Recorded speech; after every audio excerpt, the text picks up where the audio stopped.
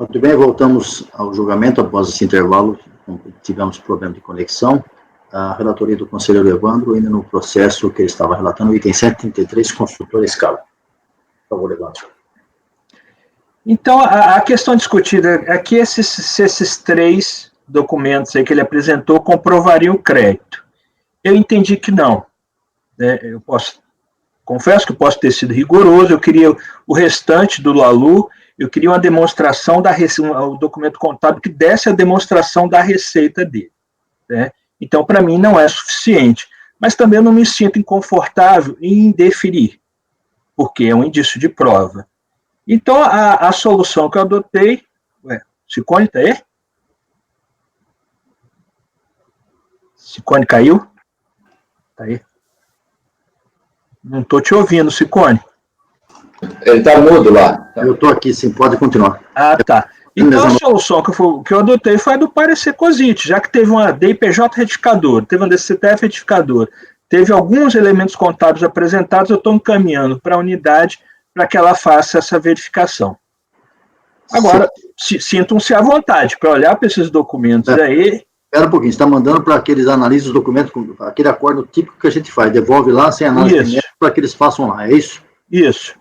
Então tá. Acho que já é uma praxe aqui. Alguém discorda disso? Acho que já é uma rotina nossa aqui, né? Marco. Acompanho. Pagano? Acompanho. Júnior. Acompanho. Wilson? Acompanho também, presidente. Paula? Acompanho. Luciano? Acompanho. Também acompanho, unânime, então. Vai voltar para a unidade de origem e analisar os documentos. Presidente, deixa eu só fazer uma questão de origem processual. A gente está em embargo, vocês veem algum problema a gente fazer uma resolução? Não, né? Não, resolução, não. Não tem problema nenhum. Embargo, isso é um julgamento. Vai fazer uma resolução de embargo. Mas a gente tem feito isso aí por acordo, não é não? Não, eu vou fazer a resolução, voltando, a gente faz o acordo do embargo. Aí eu não sei, porque na verdade você está dando provimento ao embargo. Você tem que acolher o embargo. Não, na verdade eu estou conhecendo do embargo. Sim. E estou baixando diligência. Você está acolhendo os embargos, conhecendo, acolhendo e dando provimento parcial para que seja retornado à unidade de origem para fazer essa averiguação. Eu acho que pode ser assim. Com efeito. Eventualmente, Evandro, você poderia até dar um efeito modificativo se você achasse que aqueles documentos sobre os quais foram omissos, que era suficiente para você decidir, mas você não acha. Então, acho que a proposta do Ciccone está certo. Você dá provimento parcial, entendeu? Porque aí você... parcial no seguinte sentido. Eu reconheço que teve omissão, aceito a omissão, mas ainda não... Para mim, não é suficiente para dar efeito infringente. Então, dá provimento parcial e baixa. Eu acho que é uma boa solução. Então seria um acórdão, não seria uma resolução? É um acórdão. Acórdão, é um acordo que você faz dizendo que conhece e acolhe os embargos sem efeitos infringentes para acolhe e dá provimento parcial para que os autos retornem da origem para apreciação dos documentos, como você fez aí. Ok. Depois você redige, eu coloco aqui na ata. Uhum. Julgamento encerrado, então, continuando, item 135 da pauta, relatoria do conselheiro Leonardo Luiz Pagano Gonçalves. Contribuinte é Clóvis Esaú Steinbach. Pagano, com você. Já está na base. Então, pode ir ao relatório e ao voto.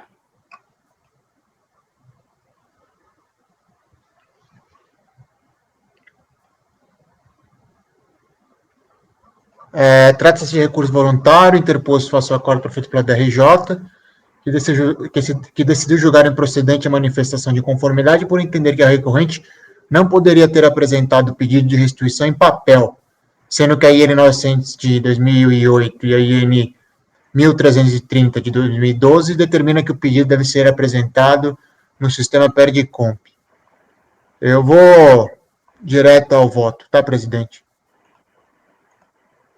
Pode ir ao voto, Paulo.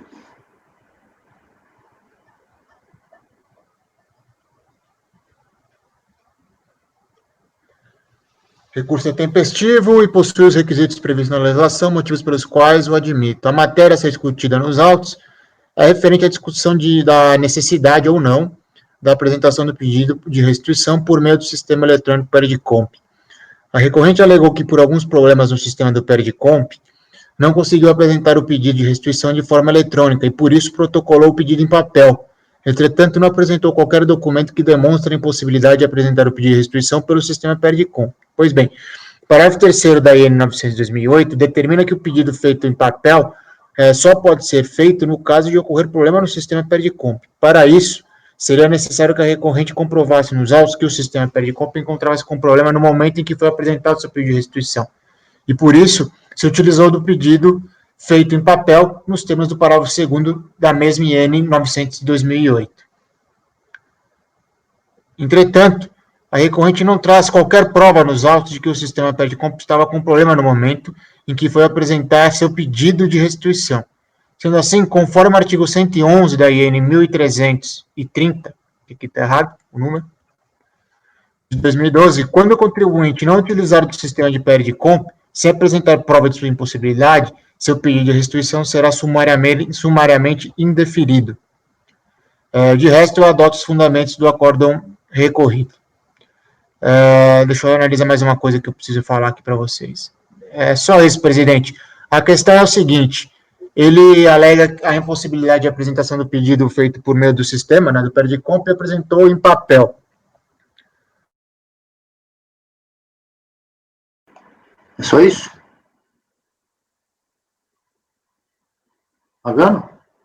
Você congelou. Congelou. Estamos com um problema sério hoje, hein? Hoje está difícil. Eu vou esperar o Pagano voltar, ele já retorna já.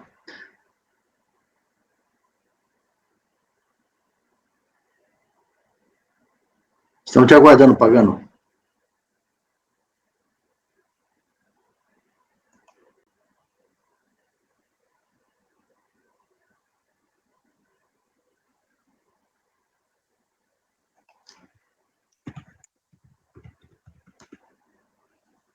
Acho que vai demorar, hein?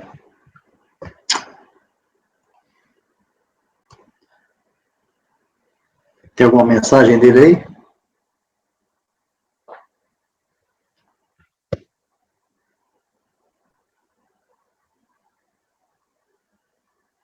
Nada.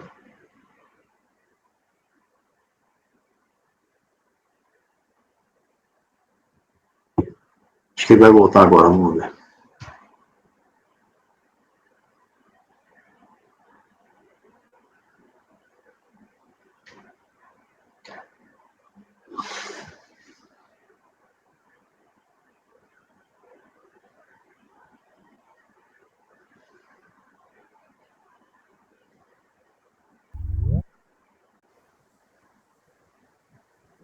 Alô?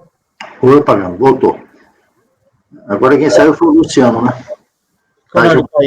Tá, vai Pagano. Você estava dizendo que foi em papel, continua. Onde eu parei? Agora fica difícil, hein? Não, ele praticamente fez o voto todo já. Ele só estava explicando o voto. Estava concluindo aí. Ele só estava explicando o A voto. conclusão é essa, é que nos termos da IN, o artigo 111, ele determina que seja indeferido o pedido feito em papel, posteriormente à IN 2018, quando determinou que todo pedido devia ser feito pelo sistema PERDCOMP, ou seja, eletronicamente, né? A não ser que tenha prova da impossibilidade de ser feito eletronicamente, mas como a recorrente não trouxe... E se você acha que não teve nenhum? O pedido dela foi sumariamente negado, tá? Esse é o voto. Você entende que não tem nenhum daqueles casos específicos que poderia ser em papel. Então, para você, nega o provimento, é isso? Então, ele não provou que seria um dos casos específicos para ser em papel, entendeu? Porque, a partir do momento, como ele protocolou em 2010, a IN vigente na época era 900 de 2008. A IN determinou que fosse feito eletronicamente, desde que fosse comprovado a impossibilidade de ser feito o PERDCOMP eletronicamente. Só que ele não traz essa prova, entendeu? Ele só fala, eu tive impossibilidade e não consegui. Esse é o problema. Bom, esse é um problema. Para mim, esse é um problema. O contribuinte não tem um possível direito e não pode exercê-lo por um problema de informática. Bom, vamos lá, Marco. Mas a questão é que ele vai, imagina se fosse papel, o presidente, ele disse que não teve... Eu não estou nem dizendo que ele não está dizendo nem que estou dizendo que é difícil. Daqui a pouquinho a gente vai entregar o contribuinte que ele entregou perder como porque não tinha papel em casa. Aí a gente vai aceitar? Não, o mundo mudou. As tecnologias estão aí para substituir as anteriores. Eu já falei várias vezes que o dia que a informática sobrepujar o direito, eu vou embora daqui. Então, acho que não tem sentido. Enfim, tudo bem. Mas, o presidente, vamos supor... Não, tudo bem, é só um devaneio. Não, aqui eu concordo com você, entendeu? Eu concordo plenamente. Quando eu estava julgando esse processo, eu pensei exatamente nisso. Mas como é que a gente vai fazer para afastar a determinação expressa? Nós não vamos fazer nada, eu só estou dizendo que é assim que funciona, mas é estranho, porque o contribuinte, né, eu não estou dizendo que ele tem o direito, nem sei se ele tem, mas, enfim, Luciano queria falar, fala, Luciano. Fabiano, eu tenho uma pergunta, a norma que define que a entrega vai ser digital, ela é uma portaria, instrução normativa, o que é? A IN. Mas a lei acho que determina isso aqui. A lei já está obrigatório e excepciona alguns casos, desde que um deles é esse comprovado aí, lá na origem. Eu entendo que o artigo 87, 84 da Constituição, eles prevêem essa possibilidade, que é o poder regulamentar, né? E aí, efetivamente, a gente não pode, na minha interpretação, a gente não poderia restringir o direito dela desde que ela comprovasse que efetivamente não teve como ter acesso ao sistema. Mas não parece que isso não tem. Aí, tudo bem. Marco acompanhou o relator, já vamos ao voto. Marco acompanhou o relator. Só fiz um devaneio. Evandro. Com o relator, presidente. Paula. Não, Júnior. Júnior. Com o relator. Wilson. Acompanho. Com o relator. Paula. Luciano. Acompanho. Opa. Com o relator. Eu vou acompanhar pelas conclusões. Seguinte. Isso não me dá conforto nenhum, viu, esse negócio, sinceramente. O caso bem típico é o seguinte, né? É um devaneio, mas conversando em 1 minuto enquanto eu abro aqui outra coisa. É a mesma coisa se você está dirigindo, você precisa da carteira de habilitação e está contigo no carro. Você esqueceu na sua casa, você é multado. Ou muitas vezes até apreendido o carro, não é isso? Agora, eu sou habilitado para dirigir, só não estou portando. Mas a lei me diz que manda portar. Realmente é estranho. Vamos lá. Item 136. Pagando você ainda RCI Brasil, prestação de serviço. Já está na base, presidente. Deixa eu só ver aqui o final qual que é. 2012-04, final primeiro. Está na base, vocês podem confirmar, né? Sim. Trata-se de julgamento de recurso voluntário, depois faço acordo que julgou procedente manifestação de conformidade da recorrente. Vejamos o relatório do acordo recorrido.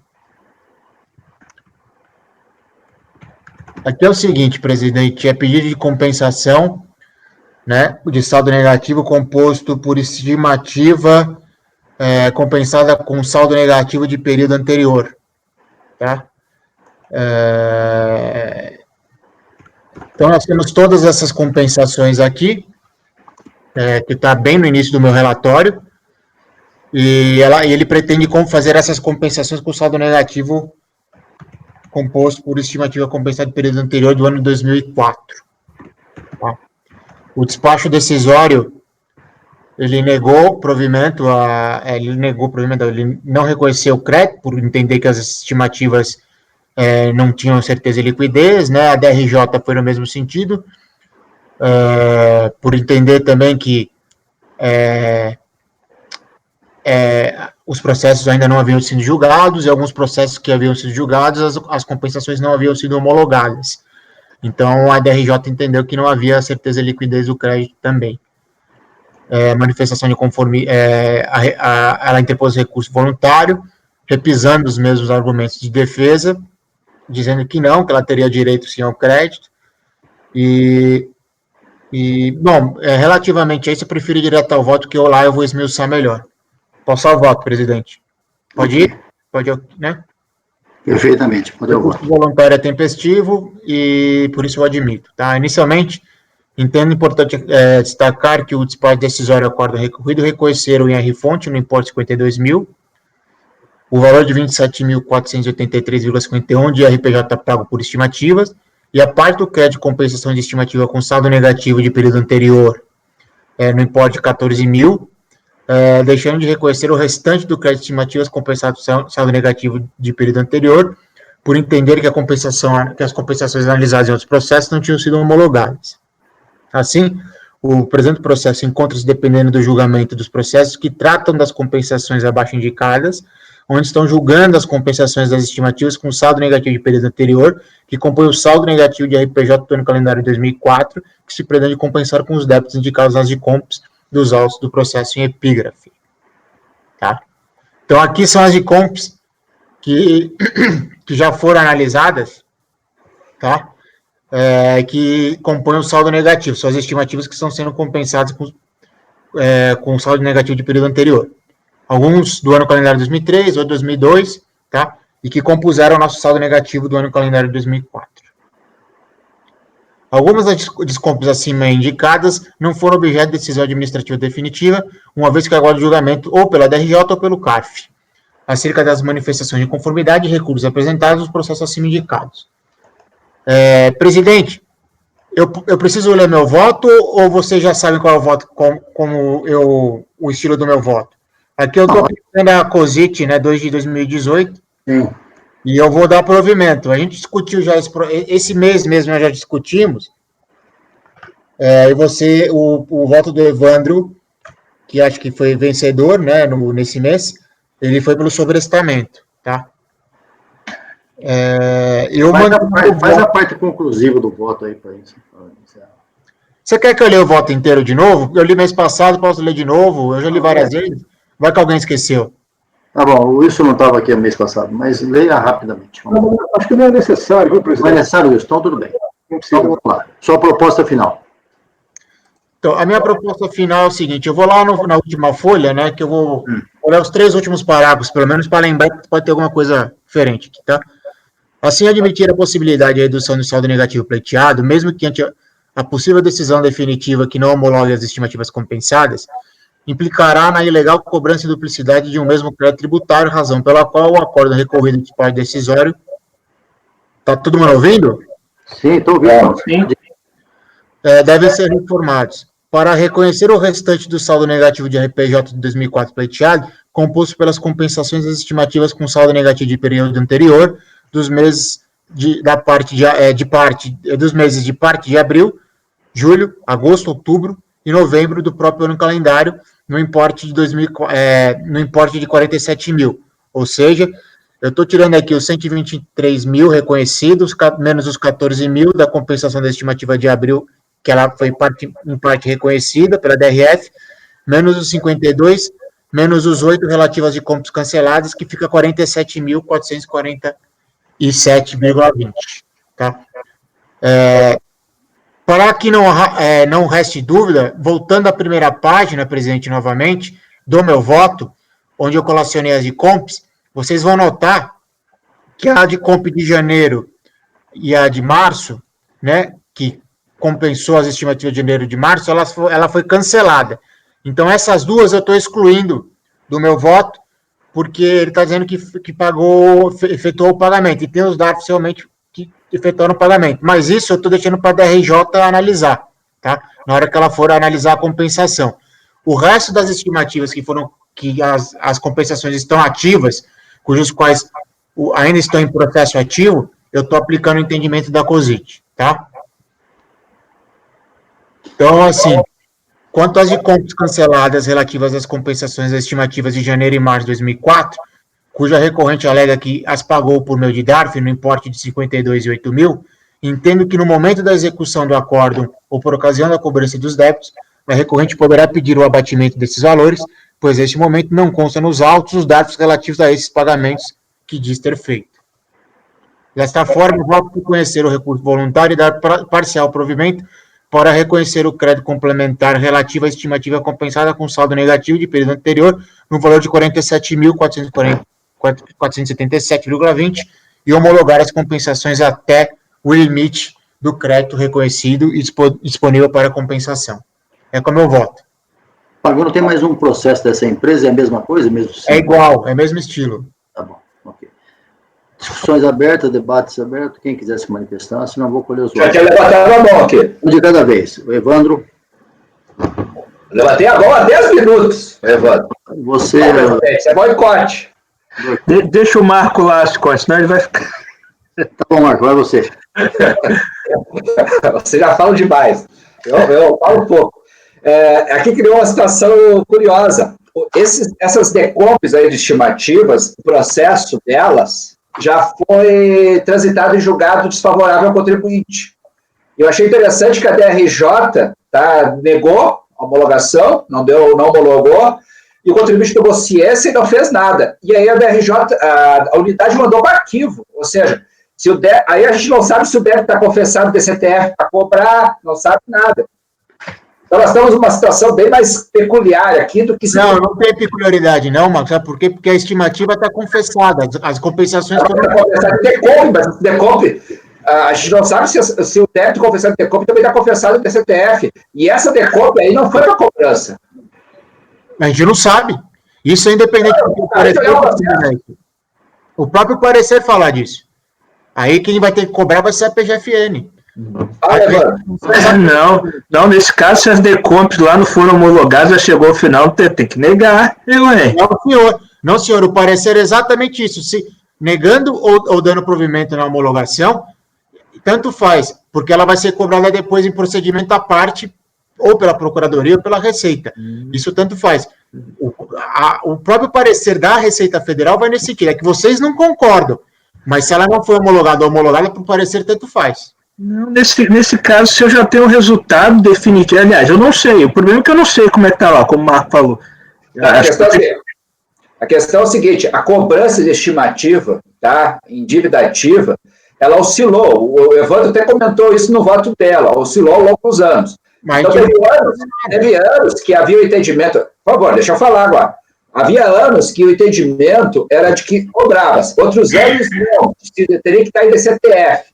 Aí não se cobrou. Eu não sei. Esse processo aí, o processo dessas decompes de estimativas, ele simplesmente não foi homologado na DRJ, o contribuinte tomou ciência, não se manifestou e a unidade mandou para arquivo. Ou seja, se esse débito vai ser cobrado, não sei. Esse débito só vai ser cobrado se ele tiver em DCTF. E essa informação não consta nem nesses autos e nem nos outros. Outro processo. Aí é um problema não nosso, é um problema de quem vai cobrar. A própria, tem acordo da Superior que fala exatamente nisso. Tem o parecer da Receita Federal COSIT de 2018 que fala isso.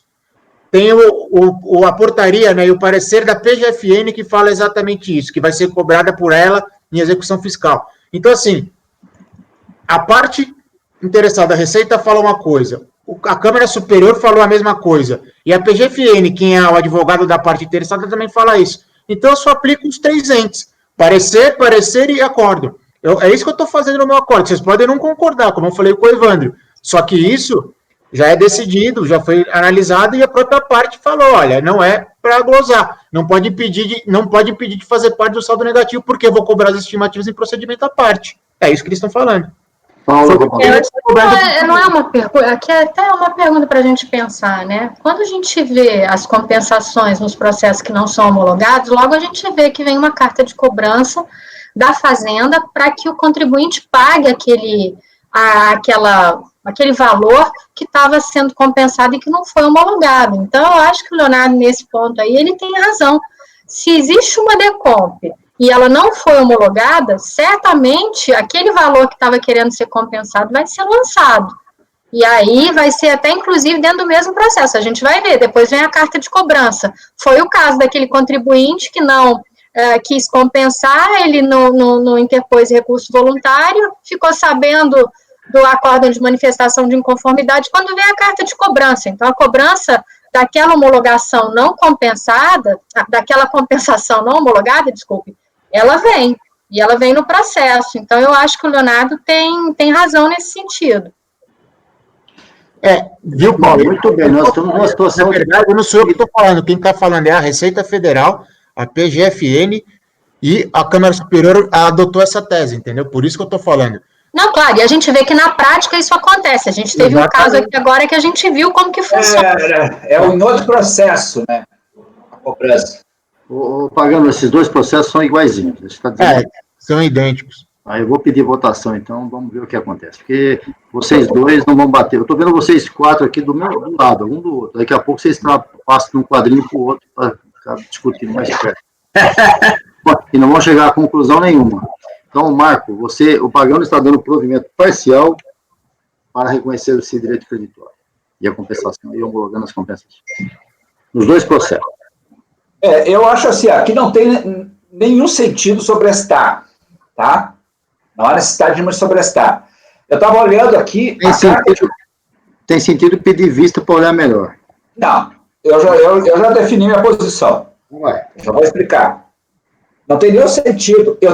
Como eu tenho a prerrogativa de poder consultar o outro processo, no outro processo tem uma intimação, essa que a Paula falou com bastante propriedade, e diz que os DARFs, o saldo devedor dos débitos cadastrados vão ser cobrados nos outros processos. Esses outros processos não estão aqui. Então, nesse caso aqui, a princípio, e considerando os argumentos todos do Pagano, tá? Eu acho que tem uma série de peculiaridades do saldo negativo, do formado, da estimativa, se esse valor vai ser confirmado ou não, e outras situações aí. Mas nesse caso concreto aqui, tá, olhando aqui o outro processo das estimativas, etc., eu vou acompanhar o relator. Desculpa, eu não ouvi direito como é que é a resposta sua. Você vai... A sua posição correta? Acompanhar o relator. Tá, ok. Evandro.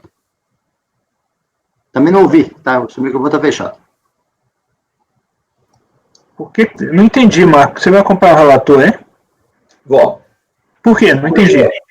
Porque Peraí, o Marco já posicionou, ele não vai, você vai questionar por que ele vai acompanhar o relator? É que eu estou...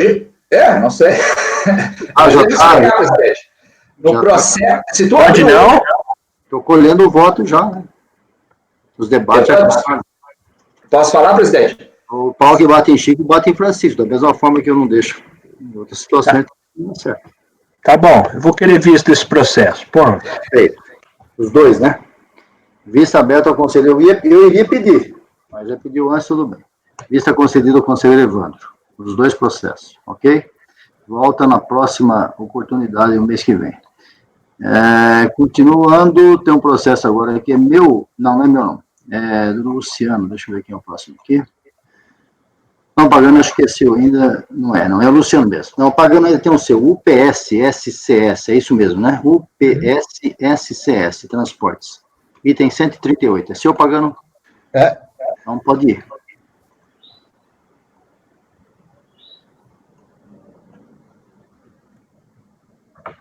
Pode disponibilizar e já está disponibilizado, tá? Trata-se de recurso voluntário interposto face a acordo proferido pela Delegacia da Receita Federal do Brasil, que decidiu julgar parcialmente procedente a manifestação de conformidade para reconhecer o crédito saldo negativo de RPJ do ano calendário 2005 no montante de 382.951,58 dos 462.695,86 requeridos pela recorrente na inicial. O despacho decisório que não reconheceu e não homologou a compensação do crédito saldo negativo de RPJ, por ter apurado que a soma das parcelas de composição do crédito confirmadas não foi suficiente para compor a quitação do imposto devido e a apuração do saldo negativo. Segundo a fundamentação constante do despacho decisório, analisar as informações prestadas no período de compra, considerando que a soma das parcelas da composição do crédito informadas no período de compra deve ser suficiente para a quitação do imposto devido e a apuração do saldo negativo, verificou-se parcelas de composição do crédito informadas no período de compra no valor de 462 aproximadamente, valor original do saldo negativo informado no período de compra também de 462, valor da IPJ também de 462, e o somatório das parcelas do crédito da DIPJ, né, no total era 974.637,23, e o IRPJ devido, 511.941,37. Assim, subtraindo o IRPJ devido do valor das parcelas de composição do crédito formadas no período de compra, não resta saldo negativo disponível, tá? O certificado de despacho, a recorrente ofereceu a manifestação de inconformidade, alegando que cometeu um erro material no Perdicomp original e apresentou nova Perdicomp retificadora, onde informa que o crédito, na realidade, não era de saldo negativo de RPJ, mas sim de pagamento indevido e a maior das estimativas de junho a setembro do ano calendário 2005. Alega que, em sua manifestação de conformidade, conforme o relatório da Corte recorrido, o seguinte. Melhor ler, né? Não leio. Foi efetuado o Perdicomp, do final 3908, informando que o tipo de crédito a ser utilizado é saldo negativo de RPJ. Na data 18/1/2012, foi efetuado o Perdicomp, final 9021, retificando o tipo de crédito para pagamento devido a maior, devido ao preenchimento incorreto da Perdicomp, que era de final 3908. O valor que pretende utilizar, na verdade, trata-se de RPJ estimativa mensal, pagamento devido a maior nos períodos de junho, julho, agosto, setembro de 2005, por meio dos DARFs anexos, no valor de 201.191,65. 30.420, 123, 12.000 de agosto. Bom, aí tem uns valores aqui que não, se eu ficar lendo, eu vou ficar lendo o número até amanhã. Não há necessidade. Com o recebimento do despacho decisório, efetuou em 18/1/2012 a retificação do tipo do crédito por meio do Perdicomp, né, o 9021, em que se pode verificar que o crédito é de legítimo direito pelo pagamento a maior. Tá? Pelas orientações da Receita Federal do Brasil, não são possíveis nesta data a retificação das declarações referentes aos calendários anteriores a 2006, alega que é assegurada a contribuinte, de acordo com os elementos de fato e de direito, tomar crédito de impostos indevidamente recolhidos ou que lhe sejam do pleito. Foi constatado o erro formal cometido pela contribuinte na apuração da RPJ estimativa mensal nos períodos de junho, julho, agosto e setembro de 2005, que culminou com o recolhimento indevido a maior. Tá? É erro de base de cálculo, segundo ela. Também foi cometido o erro formal. O erro formal também foi verificado e cometido pelo contribuinte ao não retificar a DCTF, referente aos períodos de junho a setembro de 2005. Assim, não foi retificada a DRPJ de 2006, ao tomar ciência dos equívocos que lhe permitiam os créditos apontados no Perdicomp. Alega também que incorreu no preenchimento da obrigação acessória, mas não sujeita contribuinte aos débitos fiscais incorretamente preenchidos, pois não é obrigação acessória em si, o fato gerador dos tributos. E, por último, de acordo com a Lei 9.430, artigo 74, o sujeito passível que apurar crédito relativo a tributo ou contribuição administrada pela Secretaria da Fazenda, passível de restituição ou de ressarcimento, poderá utilizá-la na compensação de débito próprio relativo a quaisquer outros tributos de contribuição administrada pelo órgão. A DRJ julgou parcialmente procedente a manifestação de conformidade, negando o provimento da alegação da recorrente de que teria errado o tipo de crédito informado no Perdicomp, eis que não existiram provas contábeis e fiscais nos autos para aprovar o crédito de pagamento devido ao maior das estimativas, de julho a setembro do ano calendário 2005, reconhecendo, porém, como comprovado o crédito negativo de RPJ no importe de 382.851,58. A DRJ não reconheceu integralmente o crédito saldo negativo de RPJ, composto por IR-fonte e estimativas, por ter constatado que parte do IR-fonte dos meses de junho e setembro do ano calendário de 2005 e que foram computados no ajuste final, não estava comprovado. Ou seja, dos 848,40 de IR-fonte computado no ajuste final, apenas estou comprovado nos autos o valor de 68.946,57, o que reduziu o crédito do imposto pago por estimativa de 974 para 894, que subtraindo o imposto devido, resta saldo negativo de 382. Foi isso que foi feito pela DRJ. A recorrente depôs recurso voluntário visando sua reforma, repisando os mesmos argumentos da manifestação de conformidade e não acosta aos autos nenhum outro documento. Passar ao voto. A matéria a ser discutida nos autos é referente à retificação da Perdicomp após o parte decisório, com a alteração do tipo de crédito que se pretende o reconhecimento, bem como a comprovação de liquidez e certeza do crédito. Apenas para deixar claro o meu entendimento, em relação à possibilidade de apresentação do Perdicomp após ter sido proferido esse parte decisório, em respeito ao princípio da busca da verdade material, não verifico óbice em sua aceitação, desde que acompanhada de documentos contábeis que comprovam o erro de fato ou o erro material cometido e o erro de direito creditório. Inclusive, fazendo um paralelo da matéria analisada nesse processo, O segredo tribunal tem jurisprudência no sentido de que a DCTF retificada pode ser retificada após a redespacho. A título exemplificativo, segue a matéria que decidiu nesse sentido.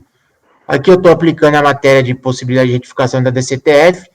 Aí eu apresento a portaria COSIT 2 de 2015, que fala sobre a possibilidade de retificação da DCTF e da DIPJ, da PERDICOMP. Por último, eu aplico um acórdão que fala exatamente sobre a retificação de PERDICOMP após parte decisório.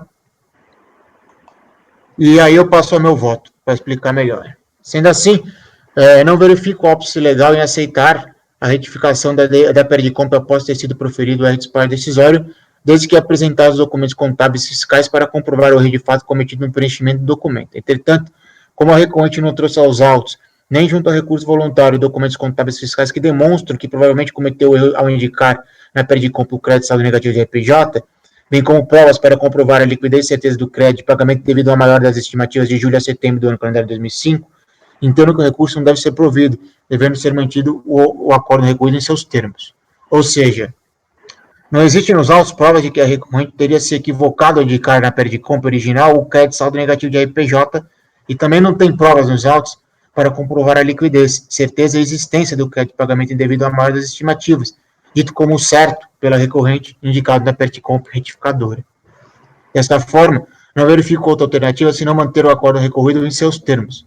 Quanto à alegação da recorrente de que, em relação ao IR-fonte computado no ajuste final, não poderia ser penalizada por erro de terceiro, que deixou de pagar o imposto ou cometeu erro no preenchimento da obrigação acessória, no caso a DIF, tal alegação não deve ser provida, eis que, como muito bem apontado pela recorrente, pelo acordo recorrido, a recorrente não apresentou nos autos provas para comprovar o correto recolhimento do IR-fonte, não consta aos autos nem informe de rendimento, restando para a fiscalização aceitar apenas a parte do crédito no qual conseguiu encontrar documentos comprobatórios. Caso a recorrente trouxesse aos autos, mesmo em sede de recurso voluntário, documentos para tentar comprovar o IR-fonte computado no ajuste final, talvez o resultado do voto deste conselheiro fosse outro. Porém, como não acostou documentos necessários aos autos, não resta alternativa senão manter o recurso voluntário. Pelo exposto, eu conheço o recurso e nego o provimento. É como eu voto. Propósito do relator é negar provimento. Os motivos estão aí no substancioso voto que ele fez. Júnior, por favor. Porque eu estou pensando aqui, ela alega que, na verdade, a falta de comprovação também foi por erro das fontes pagadoras. É porque eu estou pensando naquele voto que nós fizemos, num processo meu, que foi no primeiro dia, vocês lembram? Que uma das coisas que foi alegada foi exatamente o fato de que uma parte não estava comprovada porque o erro, ou seja, as informações que constavam da receita estavam erradas em razão de erro cometido pela fonte pagadora.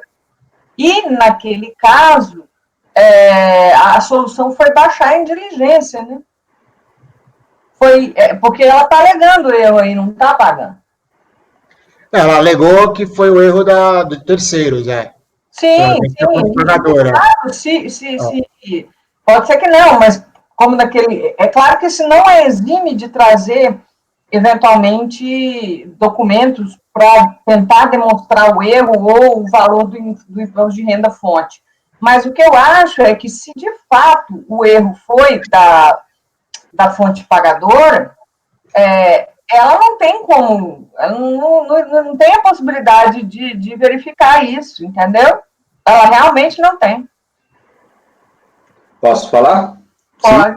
Aquele outro caso, tá? Eu me lembro bem, onde a gente jogou ontem, se não me engano, ela trouxe documentos. Na realidade, ali, talvez da mesma maneira que esse, talvez, nas hipóteses, a DRJ, quando analisou as informações prestadas em DIRF e cruzou com as informações dela, disse, olha, tu está dizendo que tem valores que as fontes pagadoras não trouxeram. Ela trouxe documentos, tá? Para comprovar que, olha, trouxe a cópia dos demonstrativos de retenção, tudo.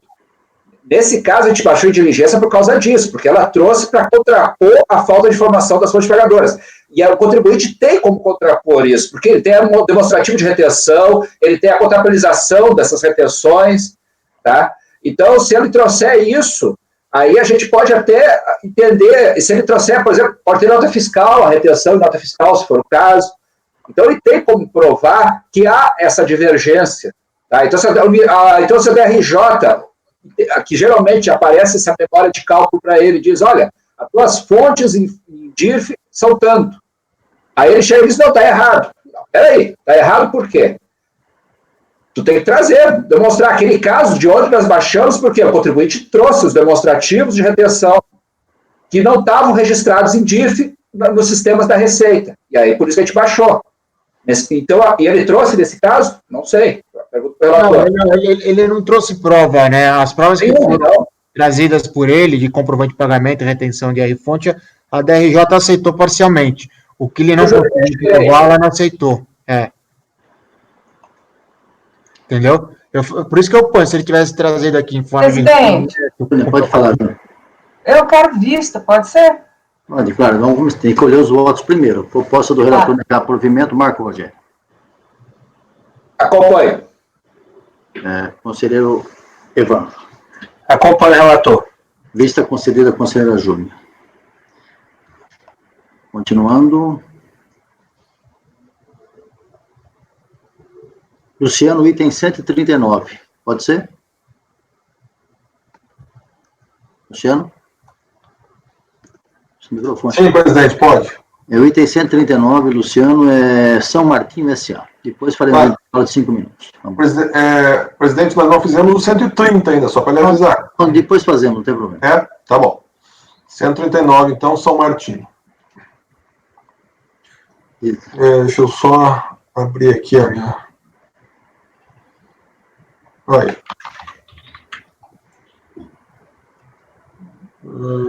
139. Ok.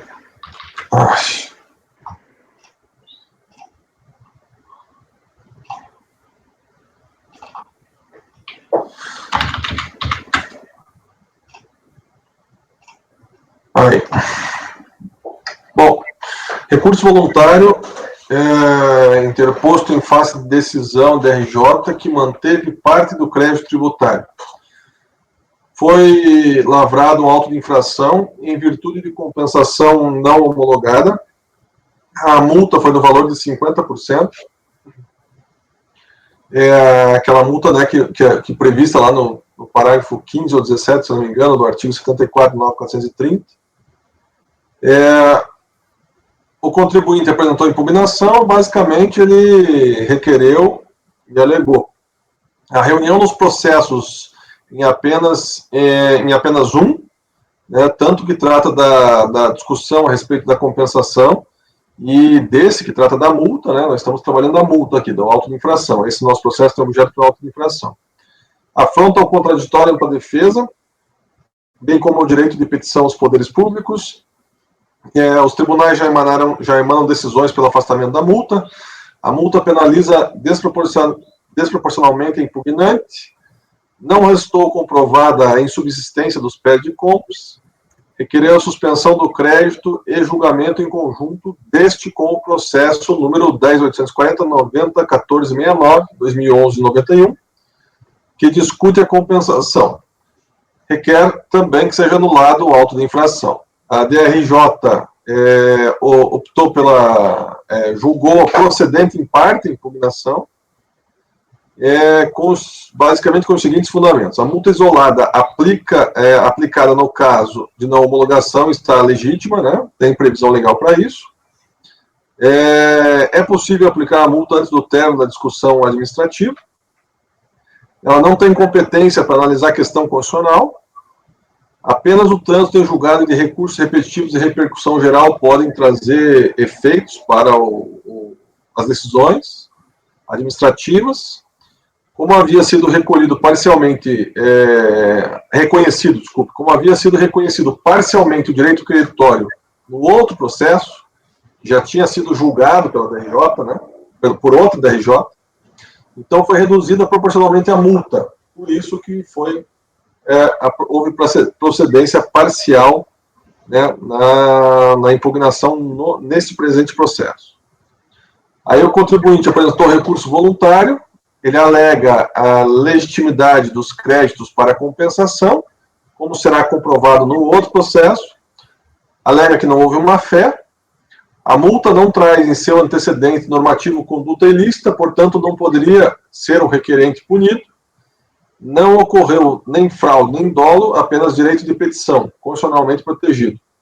Alega a vedação de confisco. E, de acordo com o RICARF, o Conselho precisa, o CARF, né, precisa observar as decisões do STF, sendo que há duas, a ADI 4905 e o recurso extraordinário 796939, que tratam sobre a questão da multa e não homologação da compensação. Então, ele entende que deveria o presente processo ser sobrestado e, após o deferimento da homologação, será a multa julgada improcedente. Eu vou partir para o voto. Lá no parágrafo 8. Concluir que é tempestivo o recurso voluntário, com base nas folhas 219, 222 e 223, e que ele atende os demais requisitos de admissibilidade. Preliminarmente, parágrafo 10. Efetivamente, o artigo 62 do RICARF prevê a necessária observância das decisões emitidas pelo STF, nos seguintes termos. Aí transcrevi o artigo 62 do RICARF. Com base nas ações indicadas pela recorrente, ADI número 4905 e RE número 796939 do Rio Grande do Sul, se entendem que elas poderiam recair na previsão do artigo 62, parágrafo 1º, inciso 1, a linha B, ou parágrafo 2º do RICARF, né? Partindo dessa possibilidade, ao se analisar as ações propostas, se constata que nenhuma delas foi definitivamente julgada. Assim, não há inicialmente decisão definitiva no mérito a ser aplicado. Por outro lado, nos termos do artigo 62, parágrafo 1º, inciso 1, a linha B do RICARF, há previsão de decisão definitiva, sem citar, portanto, que seja de mérito, o que poderia ocorrer com o recurso extraordinário, número 796939 do Rio Grande do Sul, pois neste houve decisão definitiva que reconheceu a repercussão geral do tema. Ao analisar o RE 796939, constata-se que o ministro do STF, Luiz Edson Fachin, exarou o seguinte despacho. Despacho. Reconhecida a repercussão geral, impende a suspensão do processamento dos feitos pendentes que versem sobre a presente questão e tramitem no território nacional, por força do artigo 1035, parágrafo 5º do CPC. A Secretaria, para providências cabíveis, sobretudo a cientificação dos órgãos do Sistema Judicial Pátrio. Publique-se. Entende-se que, por força do artigo 35, parágrafo 6º do CPC, a decisão, cujo fundamento está no parágrafo 5º do mesmo artigo, seria extensível apenas ao Judiciário, pois não há a possibilidade de interposição de recurso extraordinário no âmbito administrativo. É para reconhecer ainda que a determinação é de suspender todos os feitos que versem sobre a presente questão. A questão tratada no recurso extraordinário é a definida pelo ministro do STF, Ricardo Lewandowski, citada, inclusive, pela recorrente e transcrita abaixo. Constitucional, processo administrativo, tributário, indeferimento de pedidos de ressarcimento, restituição e compensação de tributos, multas, incidência, ex lege, suposto conflito com o artigo 5º, inciso 34, repercussão geral. Repercussão geral reconhecida. A matéria constitucional versada nesse recurso consiste na análise de constitucionalidade dos parágrafos 15 e 17 do artigo 74 da Lei 9.430, com redação dada pelo artigo 62 da Lei 12.249/2010. Questão constitucional que ultrapassa os limites objetivos ad causa. Passo para o parágrafo 14. Como o CARF não tem competência para julgar matéria constitucional, então não há como este Conselho ter processo que verse sobre tal questão, como visto por vedação legal, de acordo também com o artigo 26A do Decreto 70.235/72. Assim, não há como aplicar ainda qualquer efeito proveniente da ADI, número 4905, e do RE, número 796939, do Rio Grande do Sul, ambos em trâmite junto ao Supremo Tribunal Federal. Vai para o mérito agora. Até que haja o julgamento do processo administrativo, julgamento vinculado e boa-fé. Até que haja o julgamento do processo administrativo número 10.840-90-1469/2011-91, o qual trata da compensação não homologada que gerou sanção discutida nos precedentes autos, não há de se falar em anulação da multa isolada. Sobre esse aspecto, claro, né? Quanto à questão da boa-fé, o artigo 136 do CTN prevê que a responsabilidade por infrações independe da intenção do agente, não cabendo assim também a análise da boa-fé. A recorrente alega que, pelo fato de não ter tido qualquer conduta ilícita de sua parte, não haveria de ser aplicada a multa isolada no montante de 50%, e que isto limita o direito de petição constitucionalmente previsto. Inicialmente, é para se alegar que a multa prevista pelo parágrafo 17 do artigo 74 da Lei 9.430/96 não é aplicada diretamente sobre o pedido de compensação, mas sobre a negativa de efetivação desse pedido, ou seja, quando não houver homologação por parte da autoridade administrativa da declaração de compensação. Entende-se que pode haver efeitos no direito de petição, uma vez que não há margem de erro para aqueles que levam a cabo um pedido de compensação. Mas, de qualquer sorte, como já visto,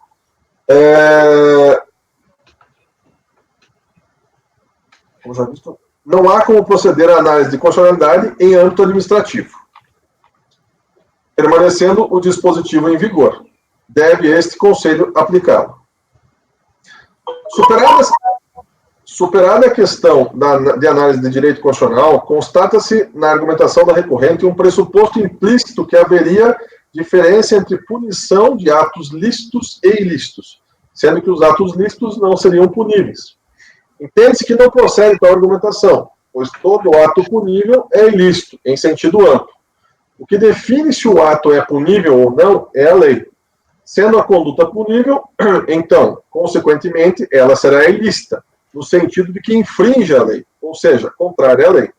No caso em questão, a lei define que a não homologação do pedido de compensação é punível. Portanto, tal situação é ilícita.